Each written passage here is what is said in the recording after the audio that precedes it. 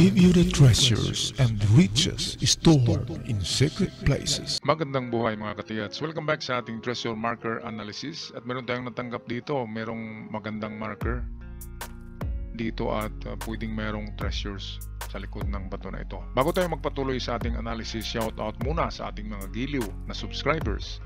Alright, at ako'y mag-shoutout kina Amore Alvarez, shoutout din kay Vince B. Ucama, Jeric Manlumahay, Glenn Mario, Isiela Marie Marigmen, shoutout din kay Dongski Olivo, kay Jero Mendoza, Bong Hike, kay Robert Amante, October, shoutout din kay Dennis Mordino, kay Kini Viena, kay Delberto Umbak, Hilardo Birdan, Mamoromar, kay Francisco Balungoy, Barbers, Remilito Katamura, Robert Cabunilas, and lastly shout out kina user PG1 NB2, kay Elizalde Menjula, kay Desiderio Lamsin, Rubilin Lopez, at kay Danny Flores, at sa mga hindi nabanggit na mga pangalan, shout out sa lahat. Tayo na ngayon magpatuloy.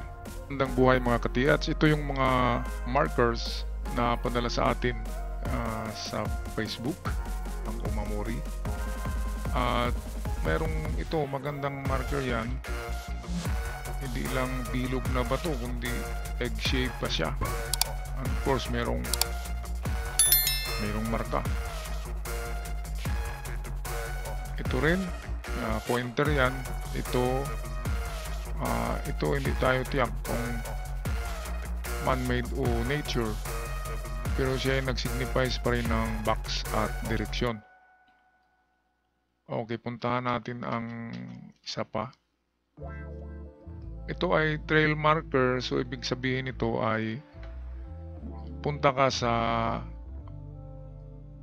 pataas at pababa. Yan, kasi hindi natin makikita kung mayroong pointer dyan ng direksyon.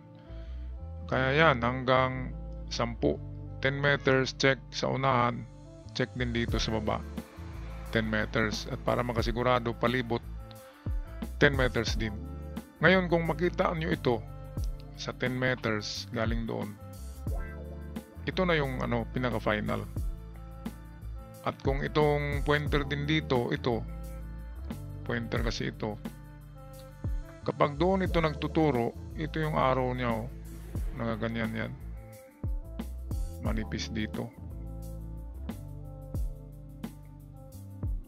Yan, kapag nakaharap ka dyan, yan ay treasure under, nagaganyan yan.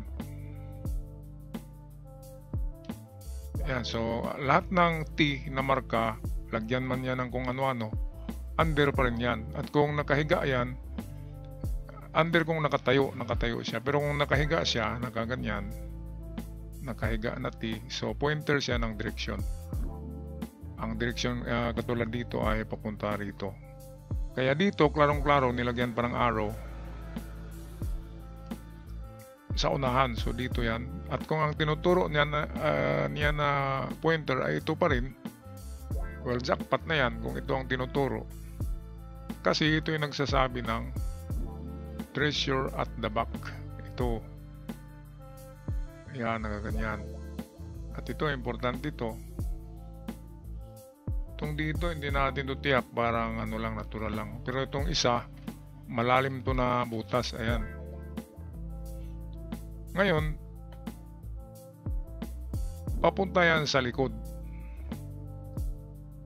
At ang distansya niyan, positive 5 minus 5. So kung plus 5, pwedeng 7.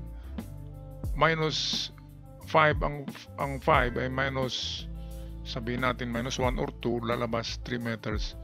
So mayroong tatlong distansya sa likod na itisdig, ang 3, 5, 7. I-align nyo lang kung saan nakaturo itong linya. Ito, yan ang sundan nyo na linya kung saan yan nakaturo. Ngayon, itong dot, malaki ang niyan, ang tulong. Kasi kung itayo natin yan, nagaganyan yan. Kung itayo natin, at narito ang dot. So ito na yung likod ng bato. Ngayon, ang ibig sabihin nito ay treasure under. So dito papunta ang treasure pero likod. Ngayon, kung ito yung bato, ito ang bato. Ang sabi niya ay to the left side. Ito kasi ang item, ang dot. So ibig sabihin left side of the rock. Ito dahil nilagay siya dito sa left side of the rock dito. Kaya ito siya. Kaya kung lagyan natin ng arrow, halimbawa ito yung bato. Nakatayo ang bato na yan. So kung lagyan natin ng arrow ang T, papunta siya dito sa left side of the rock. Ngayon, ang distansya niyan ay malapit lang sa bato. 3, 5, 7. So umpisa sa 3, pag wala 5, and then finally 7. Napakagandang marker niyan. Alam nyo bakit to parang itong bibig niya ay parang hindi masaya, hindi siya smiley, yan no? Kasi ang pagkakaiba niyan, tsaka nakaganito, naka-smiley. Ang naka-smiley ay nagsasabi na treasure under or in front sa bato. At kapag medyo nakaganyan, hindi siya masaya, treasure at the back of the rock. So ibig sabihin, wala dyan, wala sa front. Kasi kung ordinaryong tao lang ang titingin dyan dahil merong ganyan at merong dot, ay huwakain niya yan ang harapan. Okay, pero ganun pa man, halimbawa, pag hinukay nyo ang likod sa 357 distance, bandang kaliwa ng bato, kung nakaharap ka ay bandang kaliwa ang item. So dito yan na portion, no? Bandang kaliwa. So kung halimbawa wala dito, so ibig sabihin pwedeng pinaliktad nila at narito talaga sa harapan. So umpisa ka naman ng 357 na test dig. Test dig lamang ay 2 to 3 meters. Ayan, 2 to 3 meters ang test dig. At malalaman nyo na kung merong giveaway. Ang giveaway kasi ang aking gustong ipapahukay sa inyo. At kapag walang magkikitang signs, kahit basag na mga plato sa 3 meters, 2 meters, ibig sabihin ay pwedeng malalim na deposito na umabot ng hanggang 30 to 60 meters. So hindi na ako nagbibigay sa inyo ng inspirasyon at hindi na ako nagdidikod ng ganyan mga kalalim. Kasi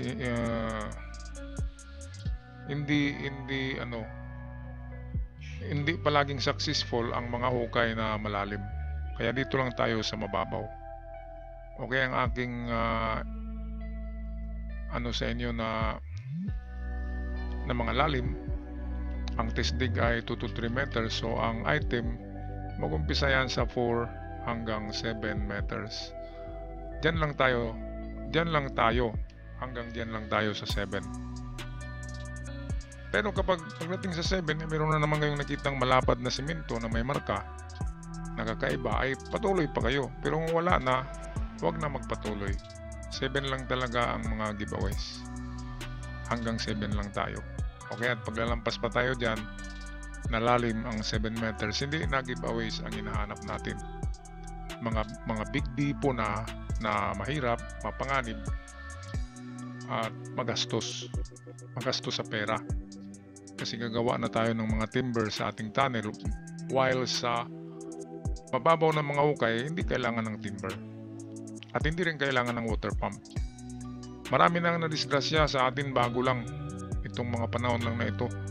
Maraming mga nadisgrasya na treasure hunters dahil sa walang takot na pinapasok yung mga kuweba na merong mga poison. Wala pa namang nasabugan, pero karamihan talaga ay natamaan nila yung mga poisonous bottles na umalingasaw yung poisonous gas, kaya sila nadadali. Kaya kung makakita kayo ng mga buti, lalo na mga garapa maliliit, ay huwag niyong basagin kasi sisingaw ang amoy ng lason kung meron man. At kapag nasa loob kayo ng tunnel, ay concentrated ang hangin, hindi napadpad ang hangin, hindi katulad sa ibabaw. Kahit buksan mo yung buti na may lason, hindi ka mamamatay kapag nandito ka sa ibabaw ng lupa. Pero sa loob ka ng tunnel o yungib, manipis ang hangin doon, kaya pag malanghap mo yung mga gas ay talagang may mangyayari. Alright, so yun ang aking pag-analyze sa inyong treasure marker. Magaganda naman, positive sa tingin ko, at good luck sa inyo. At yung tinuturo ko pala na mga distances na 357, i-try nyo pag-detect yan using your dowsing or kung ano man meron kayo detector scanners. At kapag nag-positive, so tama tayo at yun na yung inyong digging spots. Okay, ako magpaalam na. Hanggang sa muli, ingat kayo mga katigas. Paalam.